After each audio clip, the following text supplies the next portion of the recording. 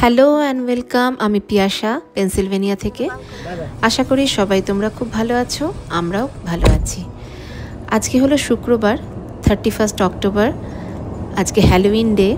আর রুথকে এখন সকালবেলা বাস স্টপে ছাড়তে এসেছি। ওদের স্কুল ছুটি থাকে না, হ্যালোউইনের দিন স্কুল খোলাই থাকে। আর ওদিকে বাস এসে গেছে, 7টার মধ্যেই রুথের বাস এসে যায়। রিতের একটু দেরি করে, তাই রুথকে বাস স্টপে ড্রপ করে এসে তারপর আমি রিতকে ডাকি। রিত আরামসে ঘুমোচ্ছে। আজকে আবার একটু মেঘলা ওয়েদার, আর তার উপর বাইরে খুব ঠান্ডা হাওয়া দিচ্ছে, শীত পড়ছে। এই সময় বিছানা থেকে উঠতেও ইচ্ছে করে না সকাল সকাল।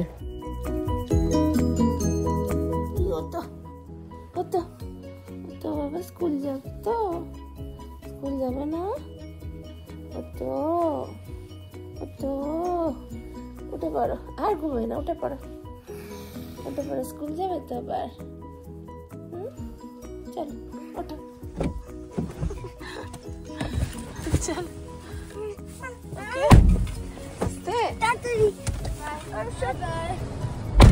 রেডি করে রিতকেও বাস স্টপে ড্রপ অফ করে দিলাম। রিতের স্কুলের বাসও চলে এসেছে, আর এখন আবার একটু রোদ্দুরও উঠেছে, ভালো লাগছে ঠান্ডার মধ্যে।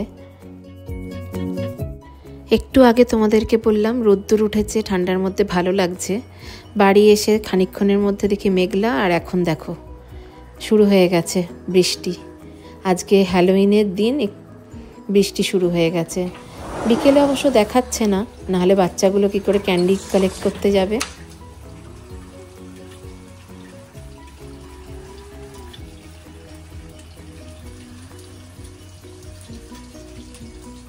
আর আমার ওই দূরের গাছের পাতাগুলো এখন পুরো লাল হয়ে গেছে। কিছু গাছের পাতা পুরো ঝরে গেছে, আর এখনো কিছু আছে। চলো, আর বৃষ্টি দেখে কাজ নেই, এবার আমি আমার রান্না বান্নার কাজে যাই। ছোট করে আলু ফুলকপি কেটে রেখেছি, পেঁয়াজ টমেটো কুচি করে আদা রসুনের পেস্ট করে রেখে দিয়েছি। সবজি কাটতে কাটতে মুসুর ডাল নুন হলুদ দিয়ে সেদ্ধ করে রেখেছি, আর ভাত বানিয়ে রেখেছি। রান্না শুরুর আগে এগুলো সব অ্যারেঞ্জ করে রাখলে রান্নাটা তাড়াতাড়ি করতে সুবিধে হয়। ওদিকে দেখলে চিংড়ি মাছ রাখা আছে। আলু ফুলকপির মধ্যে চিংড়ি মাছ আর সর্ষে দিয়ে বানাবো, আর ডালের সাথে ভাবছি চিংড়ি মাছের একটু বড়া বানাবো। চিংড়ি মাছের বড়ার জন্য কিছু চিংড়ি মাছ একটু আধবাটা করে নিচ্ছি।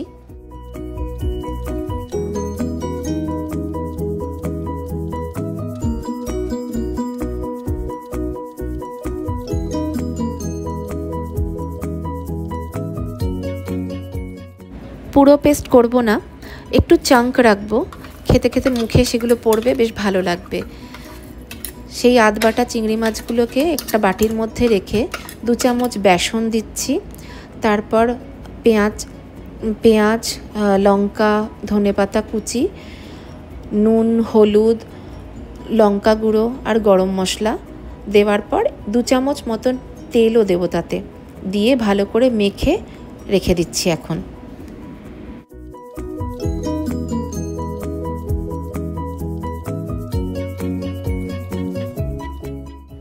সব রান্নার শেষে বড়াটা ভাজবো, তাহলে বেশ খাওয়ার আগে গরম গরম থাকবে।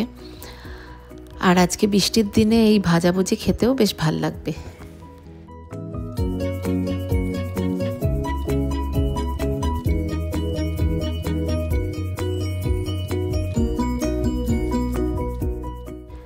মুসুর ডালটা তো নুন হলুদ দিয়ে সেদ্ধ করে রাখাই আছে, ওটা আগে ফোড়ন দিয়ে নিই। ফোড়নে আমি 5 ফোড়ন ব্যবহার করছি। 5 ফোড়ন দিয়ে মুসুর ডাল বেশ ভালো লাগে, ভালো গন্ধ বেরোয়। আজকে আবার সৈকত ওয়ার্ক ফ্রম হোম করছে, যখন তখন বলতে পারে খাবার রেডি। ডাল ভাত রেডি থাকলে তাড়াতাড়ি খেতে চাইলে টুক করে বড়া ভেজেও দিয়ে দেওয়া যাবে, তরকারি না রেডি হলেও।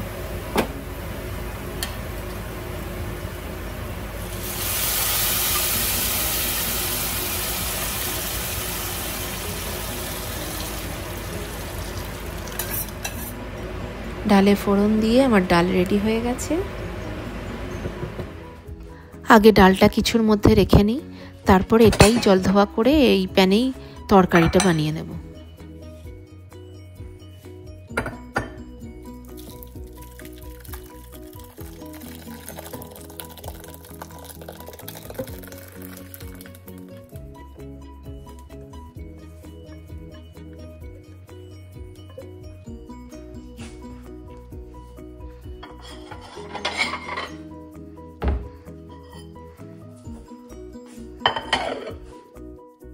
এই তরকারিটাতে কিন্তু আমি একটুখানি কালো জিরে আর শুকনো লঙ্কা ফোড়ন দিচ্ছি। তারপর একটু রসুন কুচি দিয়ে নাড়াচাড়া করে পেঁয়াজ কুচি দিয়ে দেব।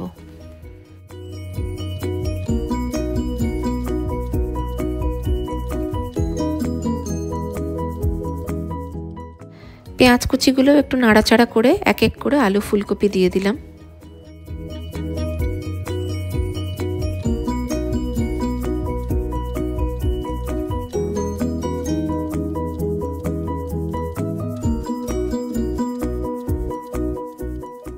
আর এই তরকারিটার মধ্যে আমি খুব বেশি রকমের মশলা ইউজ করি না, শুধু হলুদ গুঁড়ো আর লঙ্কা গুঁড়ো দিয়ে দিলাম, কারণ চিংড়ি মাছ থাকে, চিংড়ি মাছের একটা ভালো ফ্লেভার আসবে। আর সর্ষে ইউজ করব। তারপর নুন আর টমেটো দিয়ে ভালো করে নাড়াচাড়া করে ঢাকা চাপা দিয়ে রাখবো।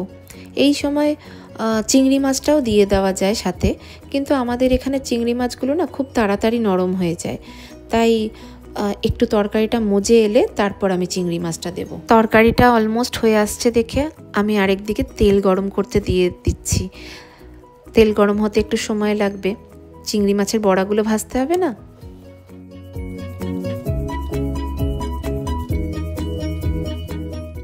তরকারিটা ঢাকা খুলে একটু নাড়াচাড়া করে দেখছি আলু ফুলকপিগুলো বেশ ভাজা ভাজা হয়ে নরম হয়ে এসছে, জলও শুকিয়ে গেছে। এই সময় আমি চিংড়ি মাছগুলো দিয়ে দিলাম। চিংড়ি মাছের নুন হলুদ মাখানো ছিল, চিংড়ি মাছ থেকেও একটু জল ছাড়বে, তাই একটু গা মাখা মাখা হয়ে যাবে তরকারি। আর ওদিকে তেল গরম হয়ে গেছে, বড়াগুলোও ভাজতে দিয়ে দিচ্ছি এক এক করে।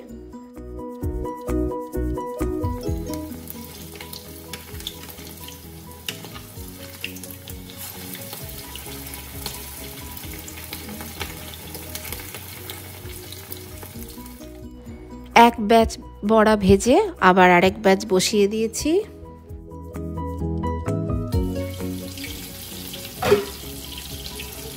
আর আমার তরকারিও অলমোস্ট হয়ে এসছে, চিংড়ি মাছ থেকে জল বেরিয়ে তরকারিটা বেশ মাখা মাখা হয়ে এসছে, আর চিংড়ি মাছগুলো রান্না হয়ে গেছে।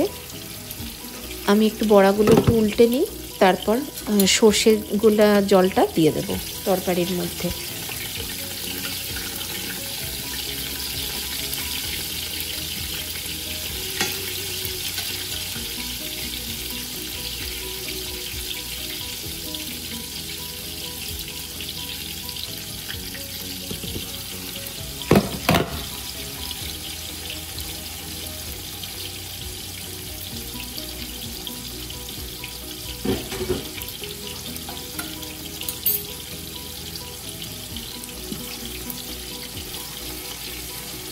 আমি কলকাতা থেকে আনা সেই সানরাইজের সর্ষে পাউডারই ইউজ করি, জলে গুলে দিয়ে দিই।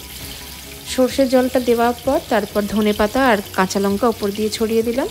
চাইলে ওপর দিয়ে একটুখানি কাঁচা সর্ষের তেলও দেওয়া যায়, কিন্তু আমি আর দিলাম না।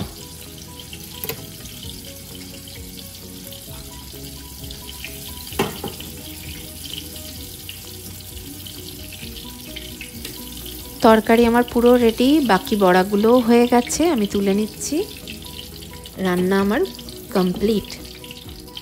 সৈকত যখন চাইবে খেতে দিয়ে দিতে পারবো। আর এদিকে দেখিয়ে দিই, ডাল, তরকারি আর বড়া রেখে দিয়েছি টেবিলে।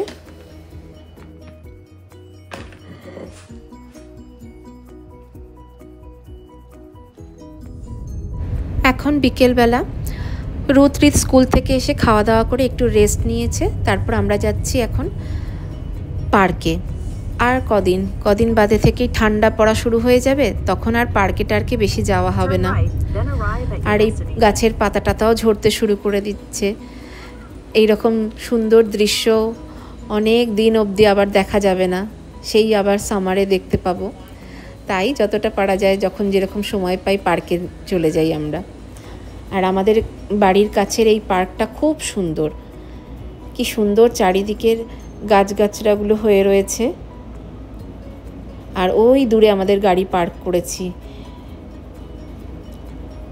এই উঁচু অতটা পাহাড়ের মধ্যে উঠে উঠে এখন যেতে হবে। আজকে একটু পেছন দিক দিয়ে আমরা এসেছি, তাই গাড়ি পার্কটা অনেক দূরে করেছি। যেখানে অনেক বেশি গাছের জঙ্গল হয়ে রয়েছে সেখানে বেশি ভালো বোঝা যায় ফল কালারগুলো। আমাদের এই এরিয়ার প্রচুর বড় বড় গাছ রয়েছে, আর পাহাড়ের এই চারপাশটা বড় বড় গাছ দিয়ে ঘেরা, যার জন্য ফলটা খুব ভালো বোঝা যায়। আর এই পার্কটায় অনেক এরিয়া জুড়ে অনেকগুলো প্লেগ্রাউন্ডও রয়েছে, সকার ফিল্ড রয়েছে, বেসবলের ফিল্ড রয়েছে, বাস্কেটবলের এরিয়া রয়েছে, আর এটা হচ্ছে বাচ্চাদের প্লে এরিয়া। রিতকে তো এখানে দেখতে পাচ্ছি না, আজকে তো হ্যালোউইন, তাই বোধহয় বাচ্চাগুলো আর এখন খেলতে আসেনি, একটু বাদেই তো আবার বেরোবে ট্রিক অর ট্রিট করতে। নাহলে অন্যদিন এই সময় বাচ্চা কাচ্চা ক্যাচ প্যাচে ভরা থাকে একদম, আজকে পুরো খালি। আর এই পার্কটার নাম কিডস কিংডম, আর আমাদের বাড়ি থেকেও বেশ কাছে। আর ওই যে ওখানে রুথ একা একাই বাস্কেটবলের হুপ প্র্যাকটিস করছে।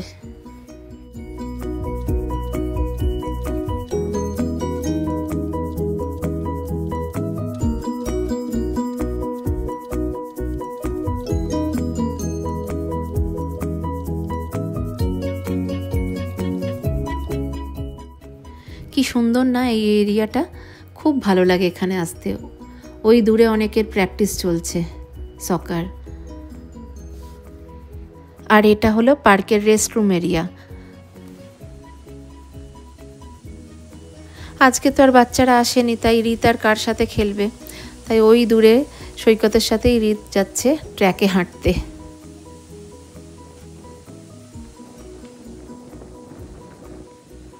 হালকা সন্ধে হয়ে আসছে, আকাশটা তাই কি অপূর্ব দেখতে লাগছে। আর এই দিকের মাঠে দেখছি কিছু বড় ছেলেরা মিলে ঘুড়ি ওড়াতে চেষ্টা করছে। অনেক দিন বাদে দেখছি ঘুড়ি ওড়ানো, এখানকার ছেলেমেয়েরাও ঘুড়ি ওড়ায়।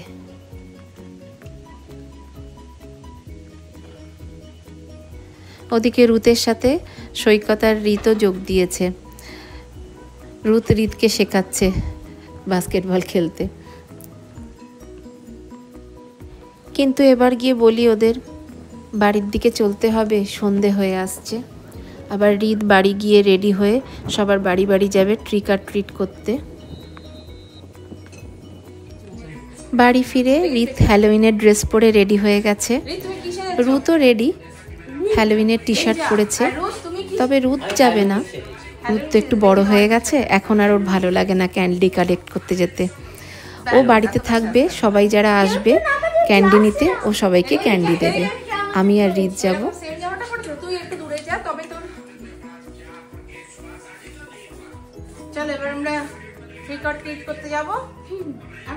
বেরোতে যাচ্ছিলাম, তখনই কয়েকজন আমাদের বাড়িতে ক্যান্ডি কালেক্ট করতে এসেছে। রুথ তাদেরকে দিচ্ছে, আমি একটু ভিডিও করে রাখলাম। চলো এবার তুমি চলো, চলো তুমি চলো। Doggo needs the Reese's, the peanut butter cup, this one. You can take some from both. Happy Halloween. Happy Halloween.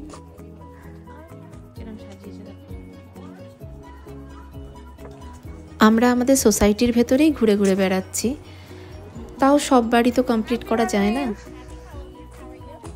Good.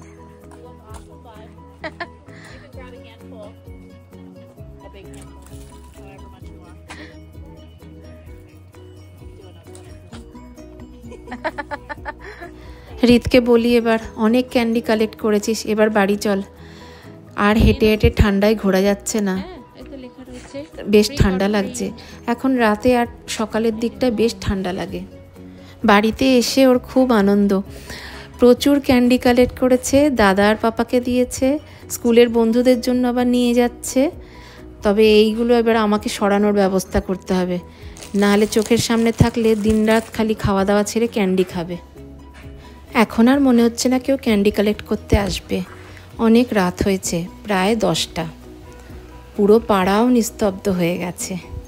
চলো তাহলে আমি ভিডিওটা এখানেই শেষ করছি, দেখা হবে আবার একটা নতুন ভিডিওর সাথে।